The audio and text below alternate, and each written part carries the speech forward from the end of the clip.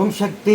திருச்சி மாவட்டம் ஸ்ரீரங்கம் மேட்டுத்தெருவை சார்ந்த மணிகண்டன் தனலட்சுமி தம்பதிகள் திருமணமாகி 8 ஆண்டுகள் குழந்தை பேர் இல்லாமல் நம்ம சேலத்து மகமாயை தேடி வந்து அமாவாசை அன்று கும்ப படையில் பிரசாதம் வாங்கி சாப்பிட்டு அதே மாதமே அம்மா கருவை தக்க வச்சு அழகான ஆண் குழந்தையை ஈண்டெடுத்து அம்மனுக்கு தேங்காய் பழம் பூமாலை பட்டு வஸ்திரம் வேண்டுதல் கடனாக செலுத்திட்டு உங்கள் முன்னாடி சாட்சியாக நின்றுட்டுருக்காங்க.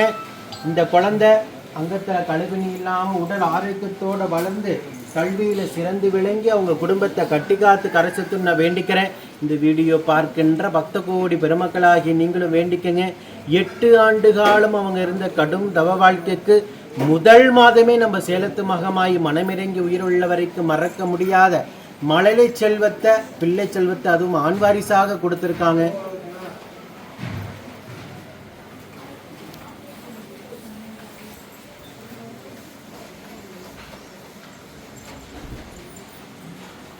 இதே போல நித்தம் சாட்சியாக நிற்கின்ற பக்த கோடி பெருமக்களை நீங்கள் கண்கூடாக பார்த்துக்கிட்டு தான் இருக்கீங்க.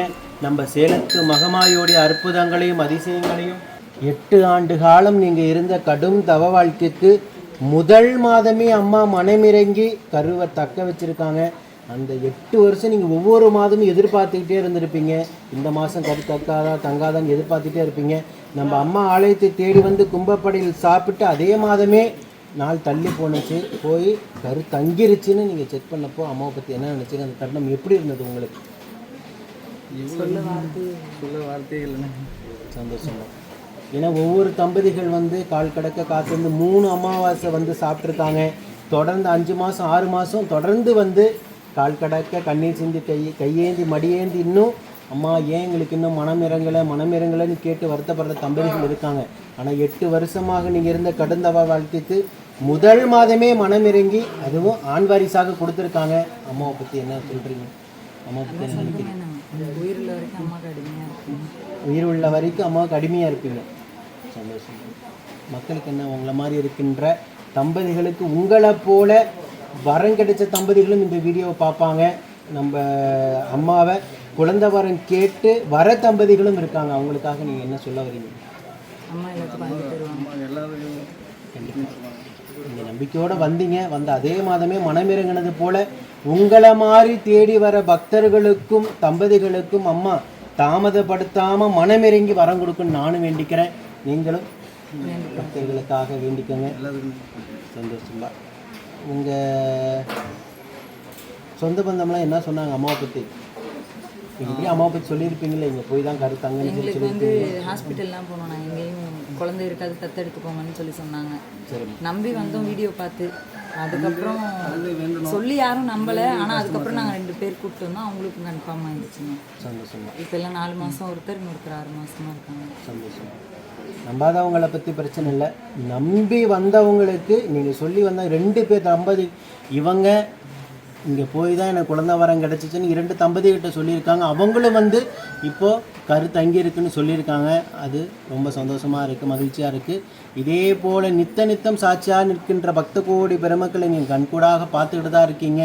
பொய்யும் இல்லை புரட்டும் இல்லை. இப்போ நீங்கள் ஒரு வீடியோவை போய் நிற்பீங்களா? லட்சக்கணக்கான ஒருத்தர் 2 பேர் இல்லை, 100 200 பேர் இல்லை, லட்சக்கணக்கான பக்தர்கள் இவங்க முகத்தை பார்ப்பாங்க. யூடியூப் வழியாக பார்ப்பாங்க.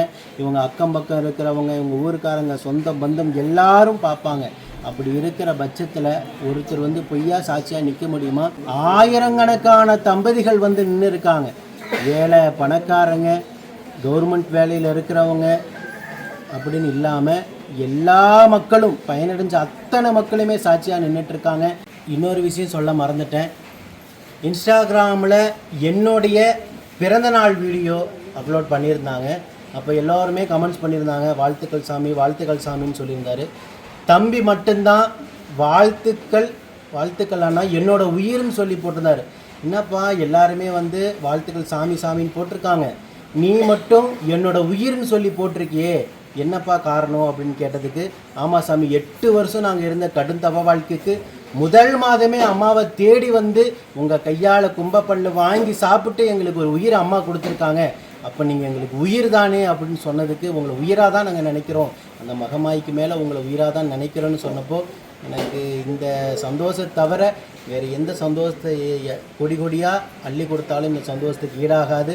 ஏன்னா நம்ம மகமாய் மூலியமாக ஆயிரம் உறவுகள், அண்ணனாக இருக்கட்டும், தம்பியாக இருக்கட்டும், தங்கச்சியாக இருக்கட்டும், அத்தனை உறவுகள் அம்மா எனக்கு சம்பாதிச்சு கொடுத்துருக்காங்க.